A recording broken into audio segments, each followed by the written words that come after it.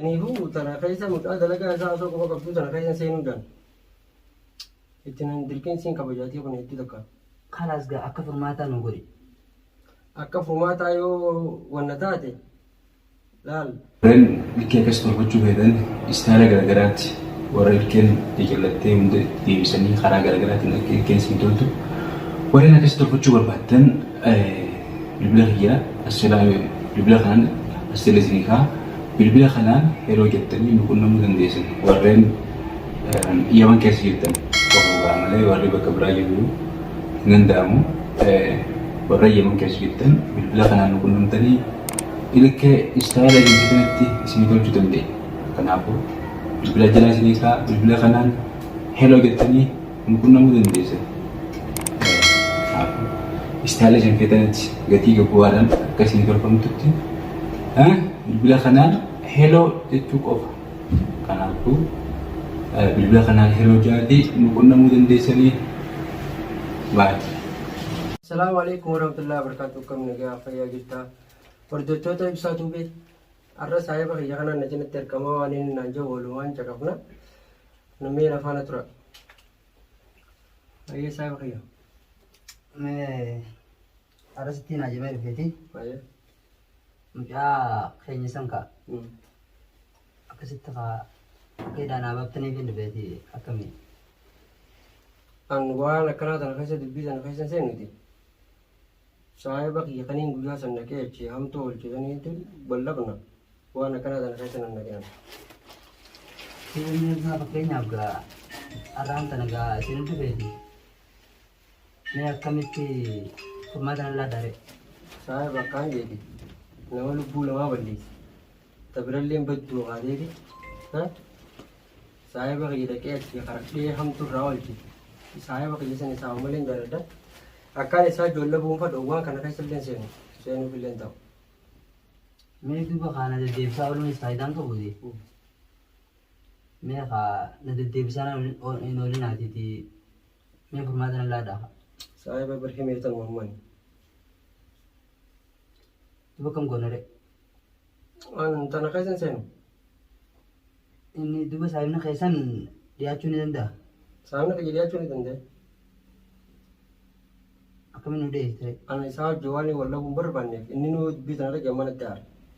Naaf inni akka walitti hin buune lubbuu tana keessa hin seenne. Isa guyyaa sana hamtu irraa dhorke gizeen irra dhaqee mucawaa inni dhiisee obboleessisaa irraa miidheessan dhaqee hidhee an dhaqee akkamittiin nama akkamiin na baasi gan. Akkam goonaree duuba kanarraa furmaanni kami? Furmaata kaa walumaan laalla inshaAllah.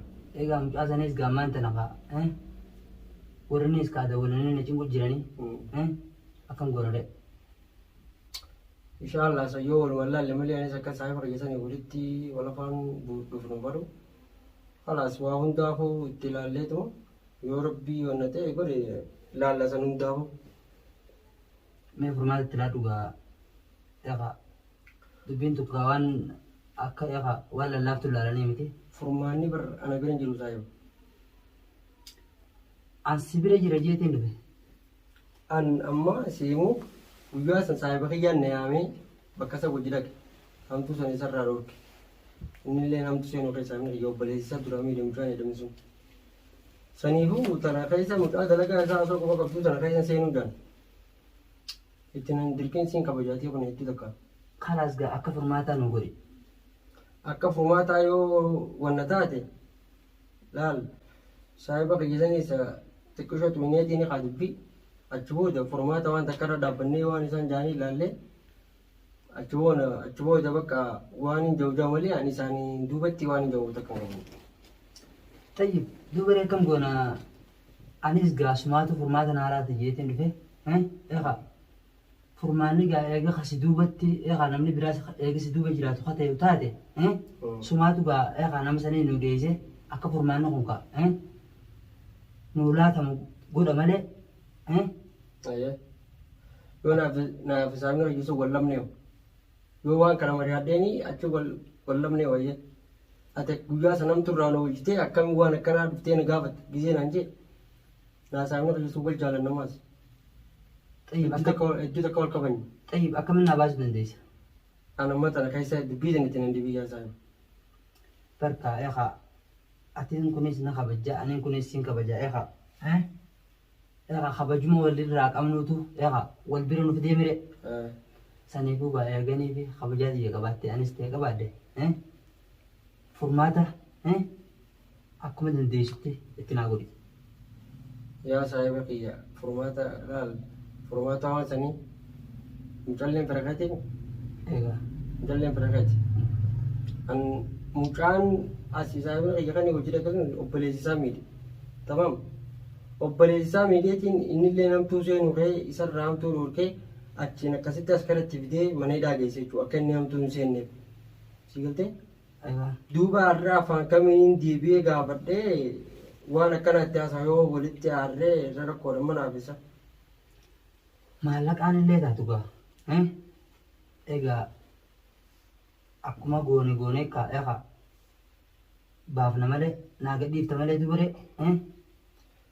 إن شاء الله تاتي صاحبك يا مريادتي وانا صاحبك يجو يوزو ناف صاحبك إنني قررني دي مولالي أتبو دوان تكفل التلال تمام مينا مريدوني دي مالك أنا اللي تاتوكا يوخاني في ناباف تنتادي مالك سنيس كاير راخ باليتين أيه ناقديف سنين بال أيه صاحبك يا قابلتين أديم سني رد مولالي يوني أديم سال عليتين سيمو أكاسيتي وان برا فرماتا قلت كوتي لاني مرتيجي تمام مي يوديسو دنديسي موديسي دي صاحبك يديشو نيندا تمام إيشتنا تشوفه دلالي فرماتا تي لالي وان تكا رمرتيجني كرت بيندين مي مالا كانغن تكا وانا كل دين تمتي akka miree maallaqa hangumaan qabuun isin kana Anggan kabu miti anggan aja kak. hanga kuma jaataman tataan qaba Kamu jahat ini. Muka. kuma jaataman kun naabaas hunduu Akkam itu kan ya tahu. Kamu jahat ini malah ya tadi. hayyee meeqa feetan Tunda lambar wan kuduran tibi satu bar kamu jahat. Hai. Malu asa pun. meeqa hayyee meeqa Muka malah kamu jahat ini ten. Hai. Wana kana nazar. Nah, fen molen numbusin kan itu. hayyee meeqa irraa barbaadde No. Malah ka wani malah ka buddha sih berbaju sama Allah ibasu dah. ittillee liqeeffadhu haa egaa sarraafaallee haa egaa sarraafaallee ta'in Sarrafa udah ini semua malah buddha kebatin nala. Kamu jahat teman diam tuh tanah. Kuna asa mati. Tundubi mati. Mida nama lari mida. Wana rage. Sahamnya kaya wajib oleh rebasi. hayyee egaa sarraafaallee ta'in egaa sarraafaa kana egaa saayinii Ammu moltana sahib. Ammu moltana itu sarrafa ri. sarraafaa kana haa hanga inni banatu eenyetuma ta'inee haa akkasitti sarraafaa fuunee meeqa barbaaddan silaa Sarrafa beekadu malah kan nggak terrakap sih kan namanya. Yo kamu jahat teman sarrafa rakap ate. Sarrafa sih dia sudah daun tiap mantam. yaani yooni fi sanii hanguma barbaadu natti himi Kalau sangking yang berbadu anggan aja coba dan dekorasi angin. wanni kishaa qabu kuma jaatami sarraafa dha'ina laakiin amma waan isin irraa qabdan waan irraa kafalu Amma simu yo kalau kamu dibasang kamu dibajar. Itu dendinyan anilai jali gudda sibin siojin dararame cengkama formata wan kana harta katetiram. hayyee rakkoon qabuuti tana eegaa saahiban Itti dandee sagalu. itti gaggaafadheetiin hangaan qabus itti idee akkasitti ta'a namaanillee na gargaaraa jiru Aye. rakkoon qabu mee isuma san mana hidhaati yoo naa gabbaaftan ka'a San waan saayima qillee ulaaleetiin yoo adeemsi saayiba qiyyaa kara biraate achi booda anis formaata gar tokkotti naati hojii ilaalla kana. Maallaqa kuma dhibbaa agalli ishee kuma dhibba shan kuma dhibba jaabite kuma dhibba jaabiteeti naatu formaata gar tokkotti sirraa godha. yaa boona guddiftaniiti Na guddiftanii miti. mee na guddiftaniiti Aye. cinaa tokko yoon kafalan ta'u Kuma dhibba sadii cufaati. La. Kumni dhibbi sadii maallaqa miti bara.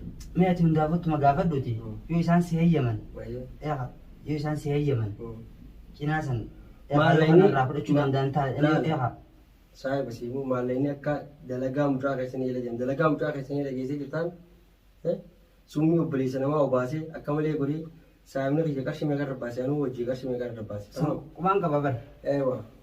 saabni qiyyaachuu walirra fixachuun sanuu beeka dhugaasii kana niin beekaa miqa laal gizee ati qarshee hangaan sinjee kana fidde gar tokko qabnee dubbii saahiba qiyyaas gaafadhee tamam yoo inninis kara biraa deeme naati waan kanaanillee gar tokko furmaata gar tokko baafne.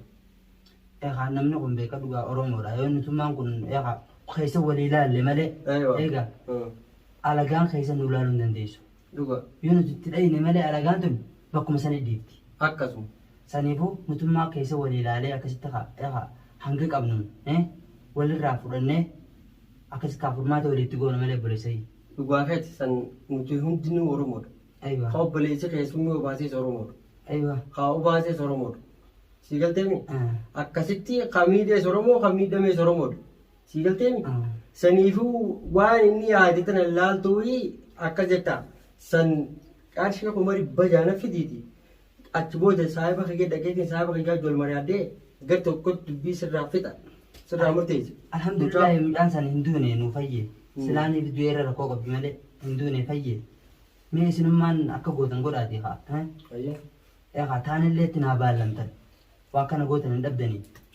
Anamma kaasin jiru kaya mataa kiyyatti. Amma laal an osoo barreessa maallaqaa tana isaan kuban qabanii anaa sin jechuu jira malee si galteen akka hojjetee saahiba kiyyisan illee anaa beeka. Si galtee innilleen askarri kun maallaqa fada biyya namaa jira agartee. Saniifuu qarshii kuma 100 fidi. Isaan sanii dhayineeti yoo saahibni kiyyeessuunis dubbii biraa oofe mucaa dhaynee achii baafu maallaqa kafallee jira. Hayyee rakkoon qabuuti. Mee ati itti manuuf eegaa itti manuumee gaafadhuuti. Yoo isaan si eeyyaman ka'a. Hanga tokko beeka dhugaa namni damaanaas waliif ta'a beeka dhugaa keeti. Hanga tokkollee damaanaa naa taatee haa qaaxarootti naa qabdu. Rakkoon qabuuti. Meeqa akkuma malaa godhiin baala. Waa salaa damaanaa sirraan ta'a salaawwan namaa waan biraa taate sirraan damaanaa ta'a. Amma tun akka laamaa lubbuu namaa jechuudha. Lubbuu namaa hin damaanan ta'u. Saniifuu obboleessa keetuu damaanaa godhatee mucaa akkas godhe. Bakka Saniifuu aarra kun hogguu dhufe damaanaan barbaadu beekadhu. dhugaa keessa. Hogguma jidduutti araarri bu'ee nama kana jidduutti hogguma araarri bu'ee damaanaan dhufti malee hoggusan lolli damaanaa hin fidatu. Saniifummaan tana alhamdulillah mucaanis lubbuun nu baate. Mee akkuma gootee godhi damaanaallee naa taatu hanga tokko. Saahiba kiyyisan gaafadheetiin hiji. Baati maallaqa na fidi. Yalla hayyee. Kuma 100 fidiiti. Hayyee. Saahiba kiyyi gaafadheetiin yoo inni dubbii biraa obboleessa kee naas hojii baasa. Tamam. Maallaqa kafallee naas hojii baasa. Kuma 100 boru fidii qottu. Rakkoon qabu. Rakkoon qabu mee akkasumatti furmaatatti naa laattaniitu mukaa. Yaa mucaa sangandinii na cinqu jiraati. Atummaan meeqa na gargaaree abbileesi. Awwaalaa isin gargaara kalma Oromootti ammoo santee ati waan isin jeetan fidi achi booda gar tokko furmaata naasirraa qaba. Saahiba kiyyi dawwalee yaameetiin. Ati deemnaa saahiba kiyyi dawwalee yaamee gaafatee bakka waa hunda si hima. Hayyee mee dawwaliiti yaamiti. Akkasitti na dhageessime. Yalla hayyee nagaa naa gali. Yalla hayyee. Yalla hayyee nagaa. Hayyee. Yalla hayyee. Hayyee. Iyo wala.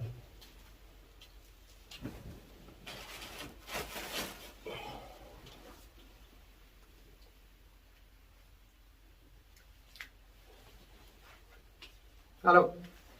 Assalamualaikum. Akkam nagaa jirta saahiba? Jira wallahi ana shaqaya kamet. Markana wallahi mee qottu irra mana kiyyatiin si barbaade hajaata akkaan si qaba. Mee qottu. Manuma kiyyaan jiraan ma bichaadha qottu. Hajaa fardiidha qottu. Yalla hayyee asumartaa yalla hayyee qoma manuma kiyyaan jiraanis. Yalla hayyee. Amana qottu hayyee.